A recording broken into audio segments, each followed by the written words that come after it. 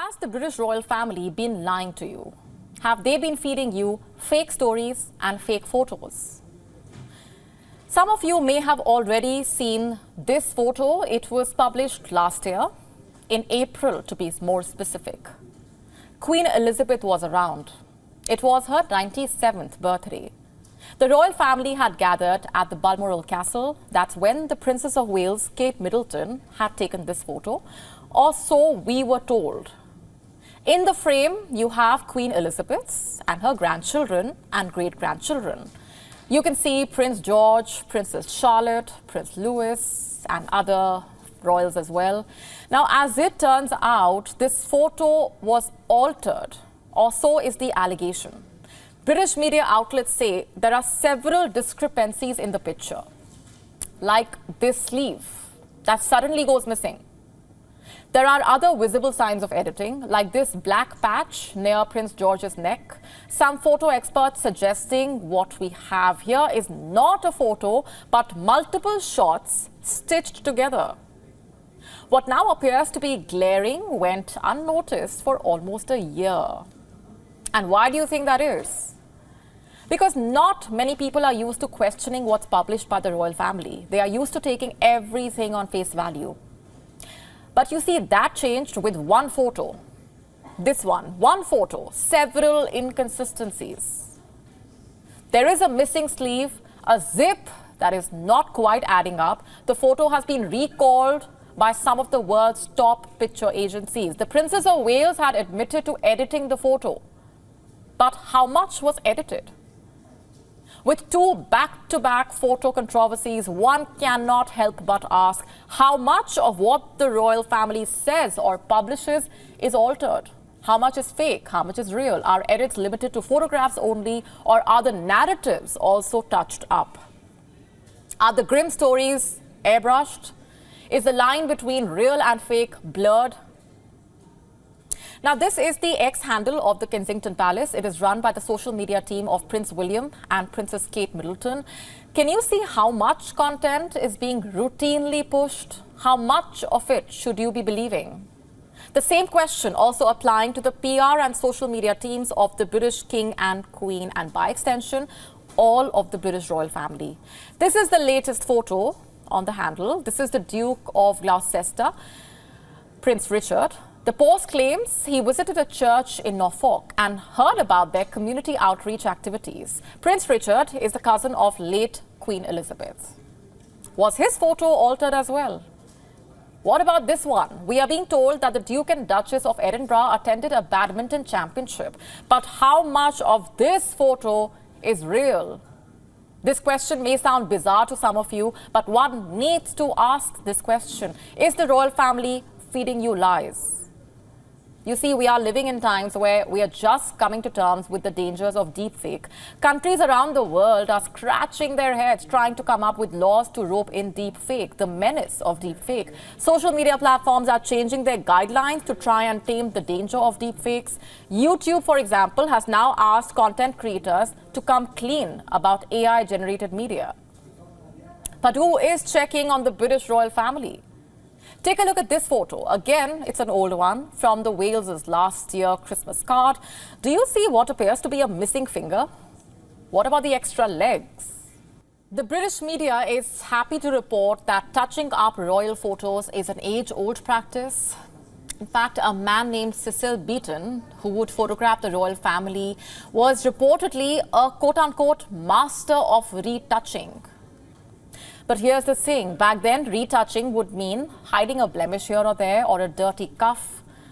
Today, there is no limit to the extent a photograph can be retouched, or should I say, even recreated. Today, it becomes a question of playing with reality. It becomes an issue of credibility. The British royal family is clearly not helping with its endless supply of altered pictures. What for? If the idea is to make the British royal family look picture perfect, then it's high time the royals realize that photos like these are nowhere close to serving that purpose. And if anything, they are a royal embarrassing disaster, pulling into account the very credibility of the royal family. Intermittent fasting has become widely popular over the years. It is a way of living where people eat all their meals within an 8-hour window and fast for the remaining 16 hours of the day. Experts on the subject say that early humans were able to go without food for long periods of time as they had to hunt and gather their food and could only eat once they had done that. And then they would rest for long periods of time before setting out to find their next meal. So, supporters of intermittent fasting claim that our bodies are conditioned to live this way. However, most people who follow this do so with the single aim of losing weight. But in a meeting of the American Heart Association in Chicago on Monday, some alarming findings from a study were presented.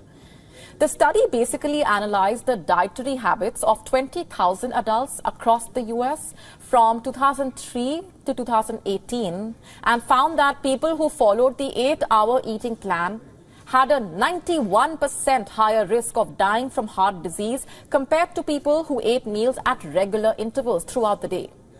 And it went on to say that people with existing cardiovascular disease had a 66% higher risk of dying from heart disease or a stroke if they followed intermittent fasting.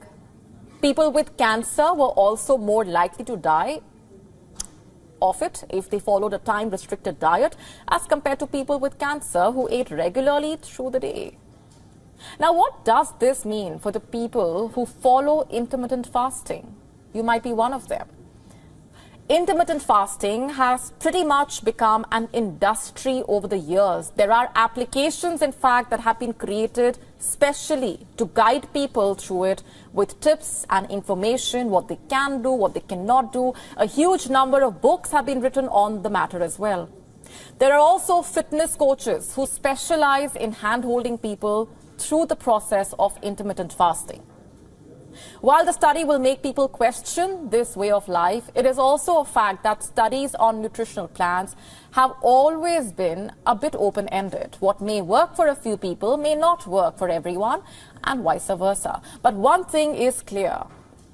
If we are eating junk food for a meal and sipping on drinks for hydration, then we are headed towards problems irrespective of how we plan out our meals. So eating healthy and mindfully seems to be the safest. Ignorance is bliss. We've listened to this phrase time and again, but is it really true? Now, researchers have found it might just be, because those who are woke are among likely to be sad. That's what this new study at least suggests. It was published in the Scandinavian Journal of Psychology, and it found that woke people are more likely to be unhappy, anxious, or even depressed. Let me tell you more about the study. But first, let's just understand what exactly wokeism is all about. In the 2010s and early 2020s, there was a rise in a particular variety of social justice. It addressed systemic inequalities across various identity groups like women, people of color, queers. You see, this kind of social justice is focused on intersectionality, also anti-racism, inclusion. Colloquially, it came to be known as wokeness, and the people who followed these social beliefs were labeled as being woke. The movement is praised for recognizing the struggles of the marginalized groups, but it's also criticized for its approach towards identity and freedom of speech. Now, coming back to the study, it was conducted in Finland. It assessed 5,000 people. The participants were asked questions related to beliefs about systemic oppression. Researchers compiled and studied the responses, and in the end, they identified 7 beliefs of woke people. Let me just read them out for you. If white people have, on average, a higher level of income than black people, it's because of racism. University reading lists should include fewer white or European authors. Microaggressions should be challenged often and actively. We don't need to talk more about the color of people's skin. A white person cannot understand how a black person feels equally well as another black person. They also disagree with these statements. Trans women who compete with women in sports are not helping women's rights. A member of a privileged group can adopt features or cultural elements of a less privileged group. How many of them do you agree or disagree with? And do these statements sound like your beliefs? If yes, then you are more likely to be woke and probably more prone to mental illnesses, as per the study. Because researchers found a high prevalence of anxiety and depression in people who believe in these statements. More broadly, they found that those who identified as left-wing were most likely to report lower mental well-being. Is that something new? Yes. But is it surprising? Because come to think of it, it appears to be true. Consider the woke people in your social circle, or if you yourself are one. Are the social media stories often filled with political rants? Do you see them frequently raising awareness around some issue? Always campaigning for one thing or another, even lecturing people on their political choices, or gatekeeping matters related to a minority group, concluding that if you do X, then you are enabling Y. You see, wokeism is a full-time job. You have to keep up all the time, and that can be quite exhausting. So I'm not surprised if wokeness brings along a plethora of mental issues.